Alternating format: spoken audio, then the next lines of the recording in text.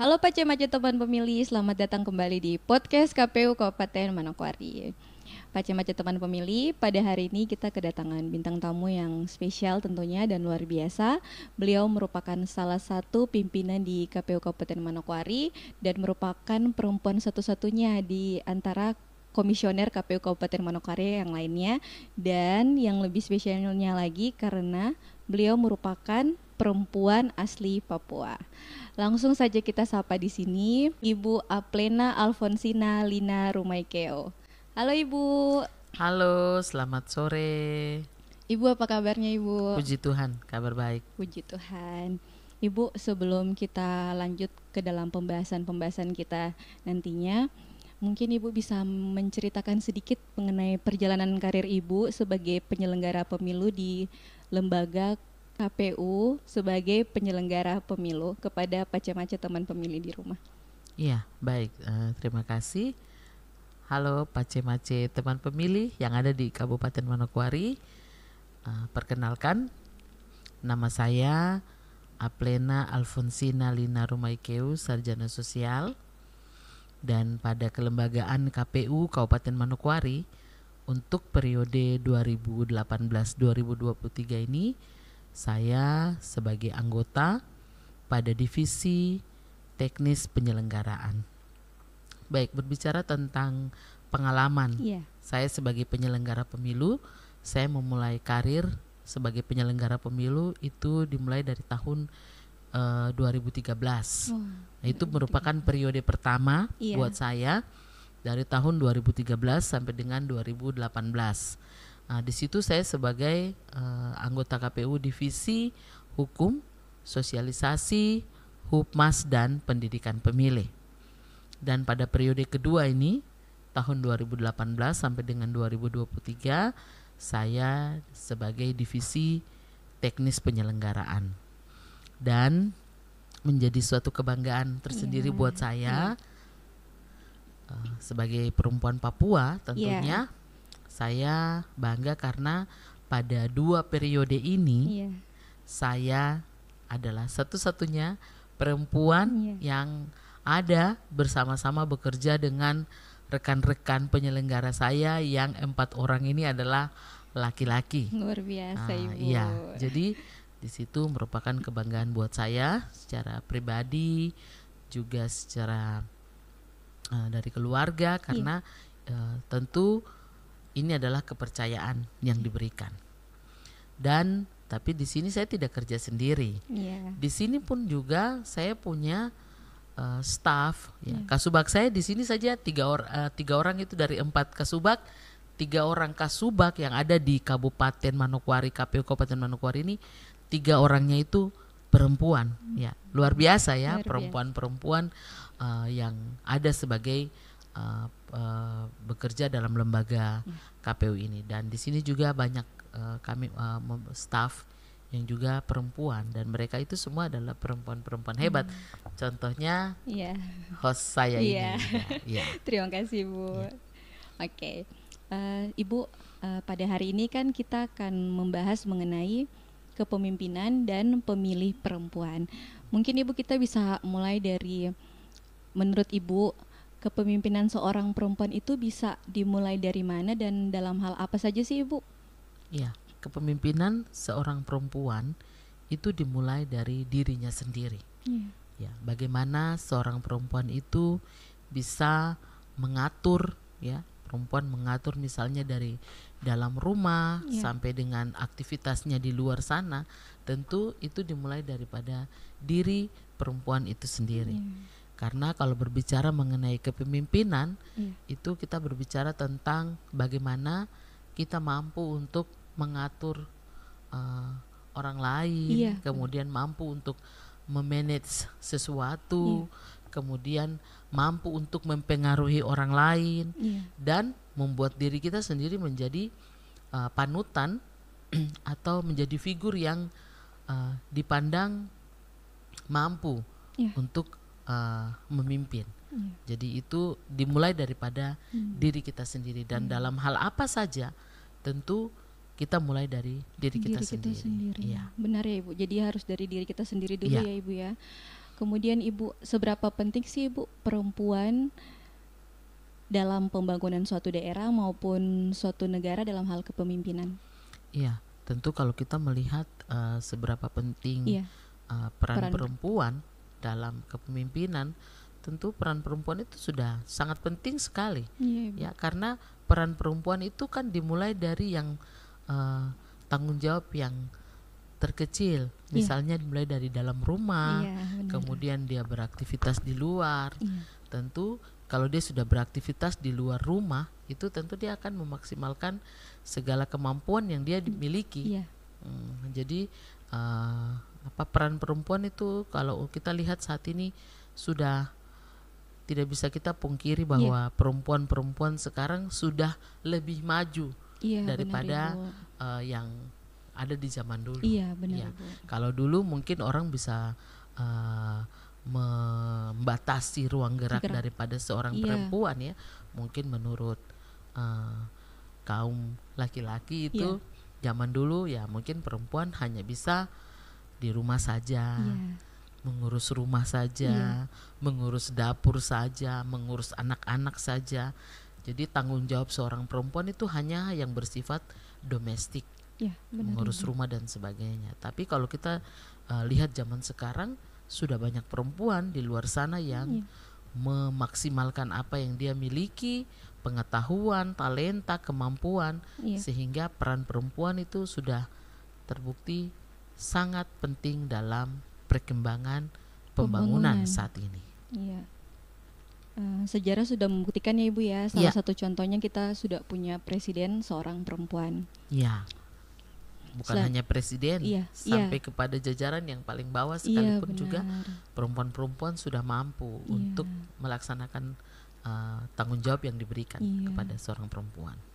Khususnya kalau untuk di KPU di Kabupaten Manokwari bagaimana Ibu khususnya? Ya, kalau untuk di Kabupaten Manokwari sebagai penyelenggara atau sebagai kepemimpinan ini Bu, maksudnya dalam hal pembangunan ini. Oke, tentu kalau kita melihat sekarang kan kita lihat saja mulai dari anggota DPR dari legislatif.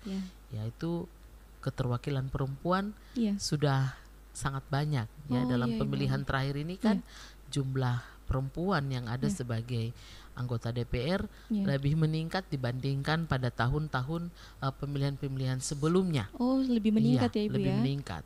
Kemudian juga kita bisa melihat sebagai pengambil-pengambil kebijakan, pimpinan OPD juga sudah banyak perempuan-perempuan yang diberikan kepercayaan, diberikan tanggung jawab, dan tentu ini memberikan ruang bagi perempuan itu sendiri untuk bisa memaksimalkan dirinya tentu dalam perkembangan pembangunan ya khususnya yang ada di Manokwari di Provinsi Papua Barat ini.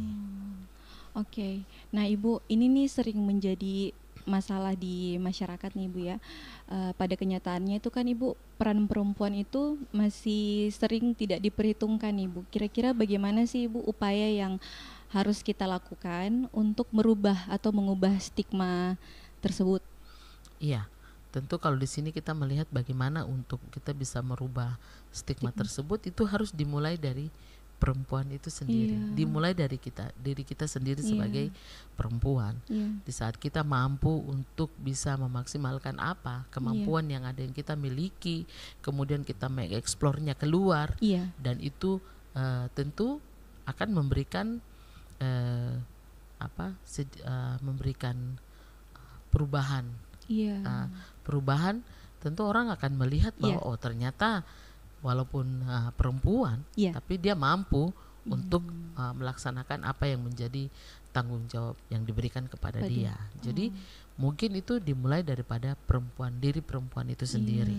Dan yang paling penting pertama itu adalah kemauan untuk mau berusaha memaksimalkan apa yang ada padanya. Potensi apa yang kita potensi punya apa yang dia miliki harus mampu untuk mengeksplor itu. Apalagi kalau kita lihat sekarang kan ruang yang diberikan kepada perempuan itu sangat luas. Mulai dari pendidikan, kemudian kursus dan sebagainya itu kan perempuan banyak yang mengikuti. Sudah tidak dibatasi, sudah tidak dibatasi sehingga dari perempuan itu sendiri kalau mampu untuk mengembangkan kemampuan talenta yang dia dimiliki, tentu itu akan memberikan kontribusi dan baik sekali untuk perempuan itu sendiri. Berarti kembali ke diri sendiri ya Ibu ya. Kembali kepada diri sendiri. Lalu Ibu, kaitannya dengan pemilih nih Ibu, mengapa sih Ibu perempuan itu harus menggunakan hak pilihnya dalam pemilu maupun pemilihan? Ya, pertama tentu perempuan itu adalah warga negara Indonesia yang secara aturan undang-undang mempunyai hak pilih yang sama. Jadi perempuan itu perlu diingat, perempuan punya hak untuk memilih dan hak juga untuk dipilih. Sehingga ini perlu dipahami oleh mace-mace, teman-teman pemilih, bahwa sebagai perempuan kita punya hak untuk memilih dan hak untuk dipilih. Benar, sehingga kalau sudah undang-undang, peraturan sudah memberikan ruang yang begitu baik, begitu luas kepada perempuan, jangan tidak dimanfaatkan. Harus digunakan hak pilihnya. Tapi yang pasti pilih sesuai dengan hati nurani. Ya, begitu. Itu yang paling penting. Oke, baik.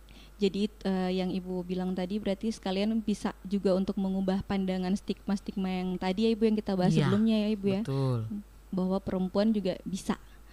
Selanjutnya nih Bu, terkait dengan sekurang-kurangnya 30% peran perempuan dalam penyelenggaraan pemilu. Menurut pengamatan Ibu bagaimana nih Bu? Apakah sejauh ini sudah maksimal atau seperti apa? Iya, kalau kita melihat tentu aturan peraturan, kemudian kesempatan yang diberikan kepada perempuan untuk terlibat langsung sebagai penyelenggara pemilu untuk 30% keterwakilan sebagai penyelenggara pemilu, itu kita sudah diberikan ruang yang cukup. Ruang yang cukup, undang-undang juga mengatur itu, melindungi itu, sehingga hal ini tentunya kembali kepada kita sendiri perempuan. Kita harus memaksimalkan itu.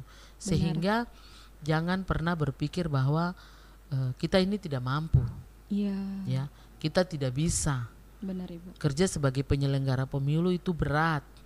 Tanggung jawabnya banyak, beban kerjanya besar, kemudian resiko kerjanya tinggi.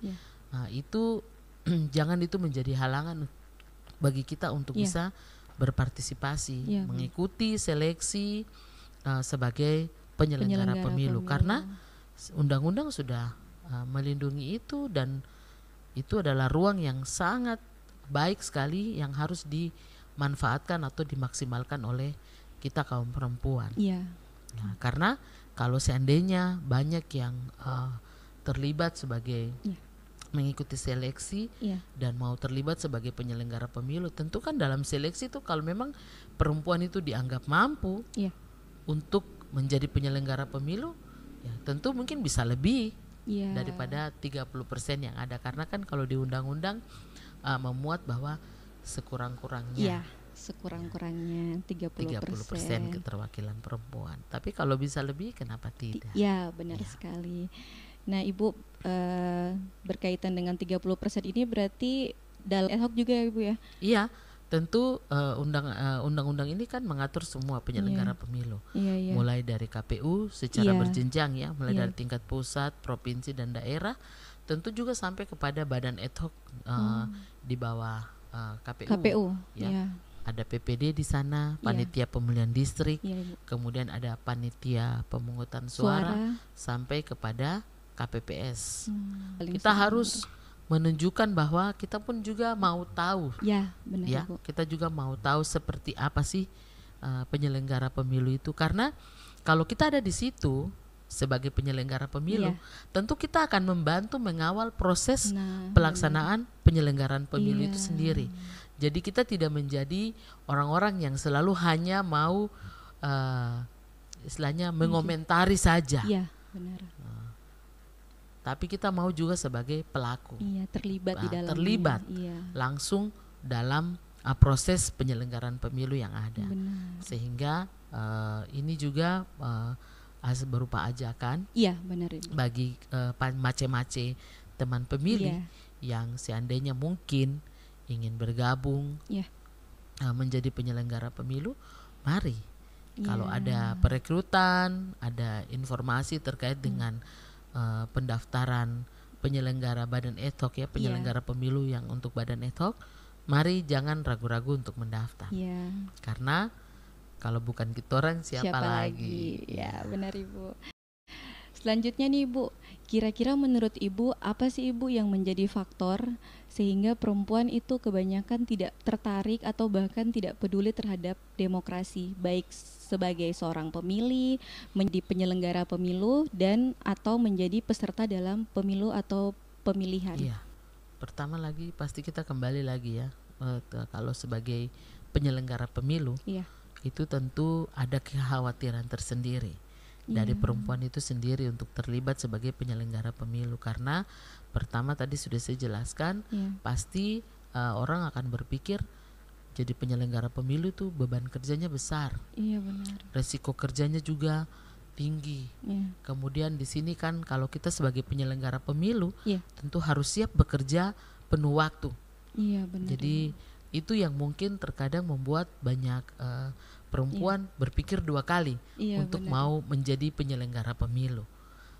Karena itu beban kerja, tanggung jawab, kemudian juga resiko kerja yang mungkin itu lebih dipikirkan dulu di depan sebelum tahu apa sih tugas kita sebagai penyelenggara pemilu.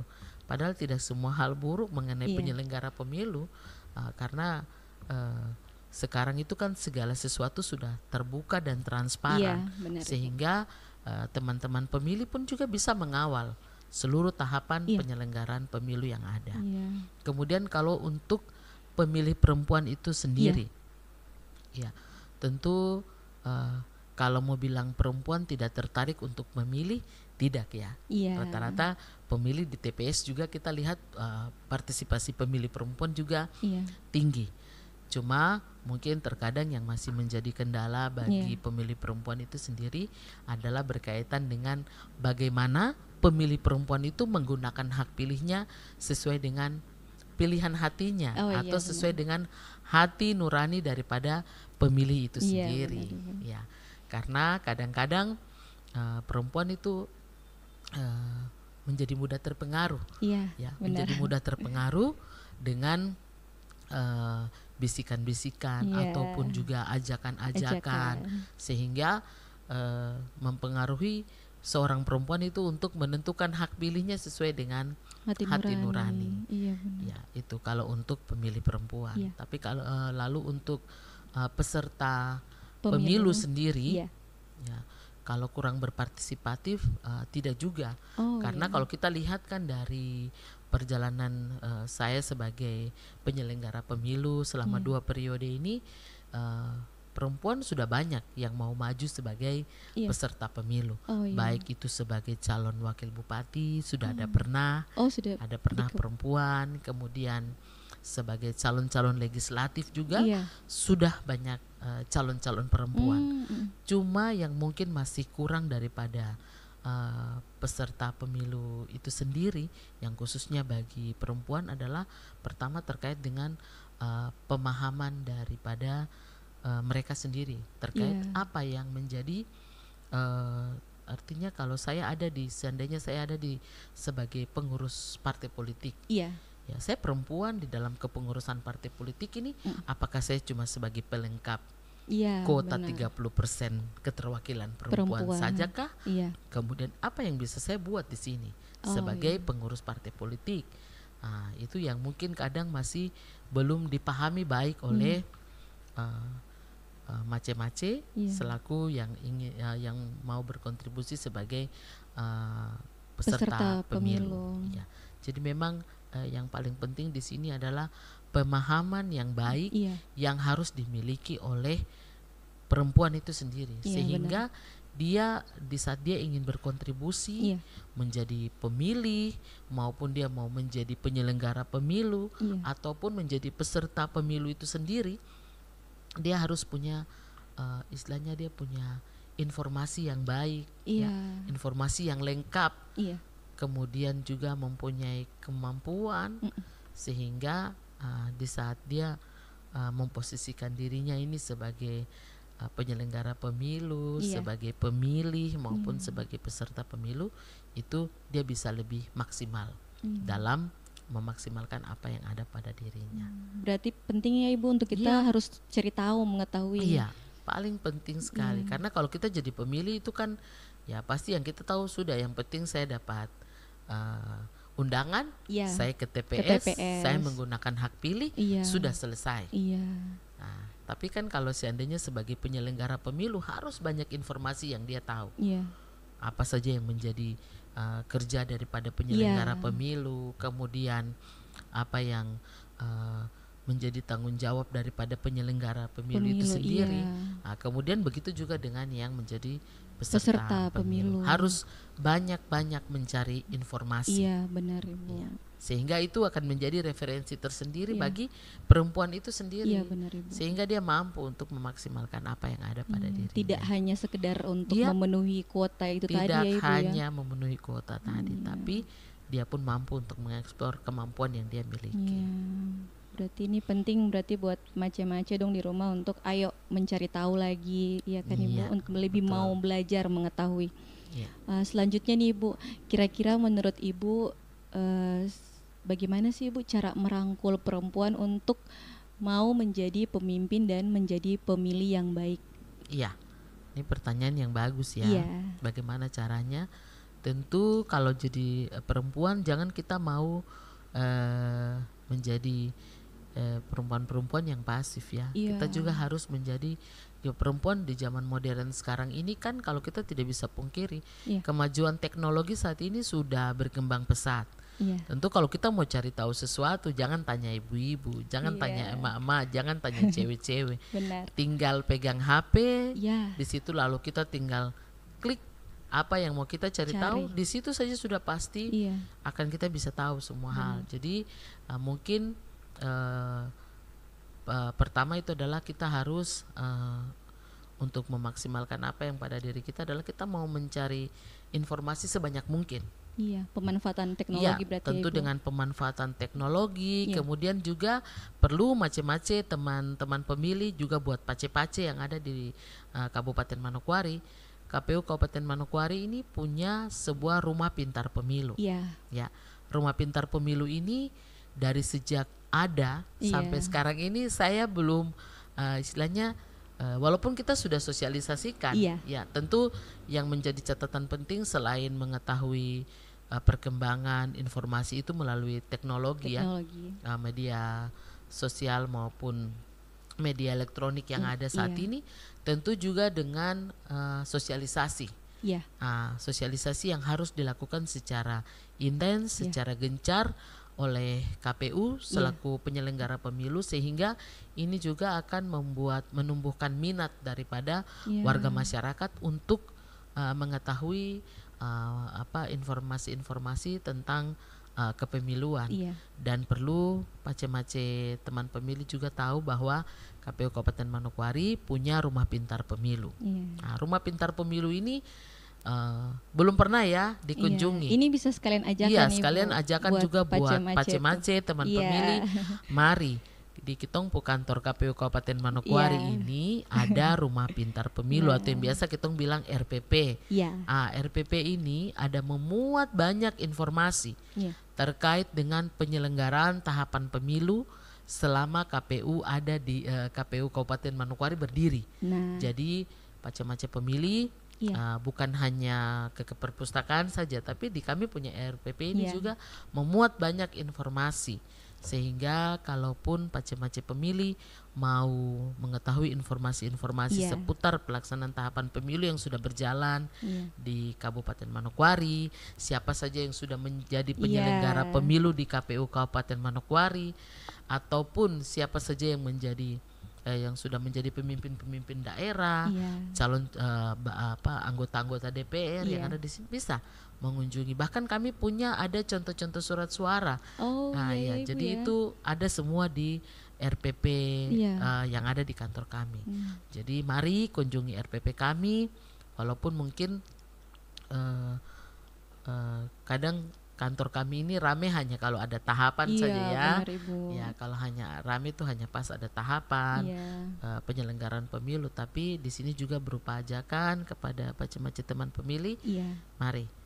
Kalau kita mau dapat informasi yang lengkap itu kita harus cari ke sumbernya. Mungkin ada pertanyaan-pertanyaan betul, sehingga kita tidak menjadi orang-orang yang hanya mengetahui kabar itu, informasi itu setengah-setengah saja.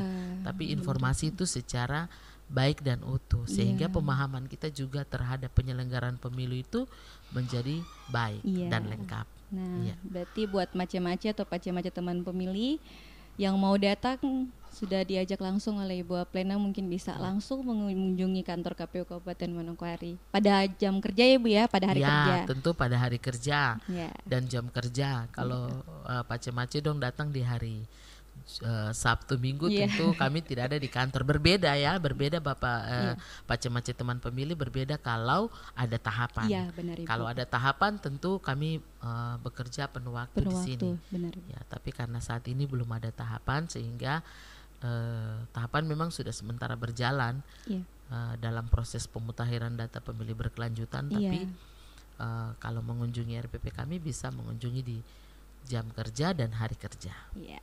Oke Ibu, mungkin Ibu bisa bercerita sedikit nih Ibu. Ibu kan sudah melaksanakan tugas sebagai penyelenggara pemilu di KPU Kabupaten Manokwari ini kurang lebih 8 tahun ya Ibu ya. Tadi yang Ibu cerita atau 9 tahun? 9 tahun. Iya, sudah 9 tahun. Pasti Ibu punya banyak nih pengalaman menarik.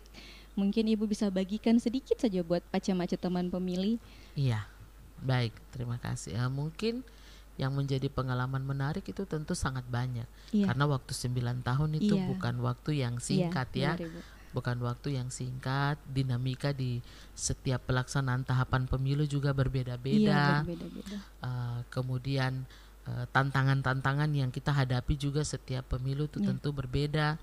Sehingga kalaupun saya mau berbagi sedikit, ya pasti yang sering terjadi itu adalah pada waktu pelaksanaan pemilihan atau pada hari H. Ya, Ibu, pada hari H pelaksanaan di TPS. Itu dinamika di lapangan itu kita akan ketemu berbagai macam hal. Salah satu contoh nih, salah satu contoh itu berkaitan dengan daftar pemilih tetap benar, Ibu. yang ada di TPS. Dan ini yang sering menjadi persoalan di TPS. Karena kadang-kadang jadi di sini juga sekalian saya mau mengajak. Jadi jangan kita mau menunggu pada waktu pelaksanaan hari H di TPS, lalu kita ke sana, terus setelah nama kita tidak dapat undangan, pemberitahuan itu surat pemberitahuan dari KPPS, lalu kita akan pergi marah-marah di TPS. Karena nama kita tidak masuk, tidak masuk dalam DPT. Termasuk di dalam DPT. Jadi di sini juga sebagai pesan, sebagai himbauan, kita mari, artinya dalam proses pemutakhiran data pemilih yang berkelanjutan ini, KPU dalam usaha untuk melakukan pemutakhiran daftar pemilih, tentu itu juga sangat dibutuhkan peran dan partisipasi daripada masyarakat Manokwari sendiri untuk bisa mengecek nama, kemudian anggota keluarganya apakah sudah terdaftar sebagai pemilih atau belum, sehingga nanti pada waktu pelaksanaan di TPS tidak perlu ribut-ribut atau marah-marah, sehingga dengan itu akan membantu KPU juga dalam proses pemutakhiran data yang lebih akurat lagi daripada pelaksanaan pemilu yang terakhir. Sebelumnya. Nah Ibu, terakhir nih Ibu untuk menutup podcast kita, kira-kira Ibu punya pesan apa ini Bu untuk Mace-Mace dong atau Pace-Mace dong di rumah yang sedang menonton podcast ini? Iya, pesan saya mungkin yang paling penting adalah gunakan hak pilih dengan hati nurani. Jangan kita ragu-ragu, kita mau terlibat sebagai pemilih, mau menjadi penyelenggara pemilu maupun menjadi peserta pemilu. Kita perempuan juga bisa. Kita perempuan juga punya kemampuan. Karena saya sangat percaya bahwa perempuan dan laki-laki itu diciptakan Tuhan sama. Benar, sehingga memiliki kemampuan yang juga sama. Tinggal bagaimana perempuan itu memaksimalkan apa yang ada pada dirinya sendiri, sehingga dia mampu menjadi mitra yang sejajar dengan kaum laki-laki. Ya. Oke. Baik Ibu, kami mengucapkan sekali lagi terima kasih banyak kepada Ibu karena Ibu sudah berkenan hadir kemudian berbincang-bincang dengan kami dalam podcast ini, dan tentunya semoga Ibu diberkati dalam melaksanakan tugas nanti ke depannya. Amin. Dan tentunya Ibu untuk tidak bosan-bosan nih Ibu nanti kalau kita undang Ibu mampir lagi ke dalam podcast kita. Terima kasih buat Pace-Mace teman pemilih yang sudah setia menonton podcast ini dari awal hingga di penghujung podcast ini. Semoga banyak hal-hal baik yang bisa diambil dari perbincangan kita tadi.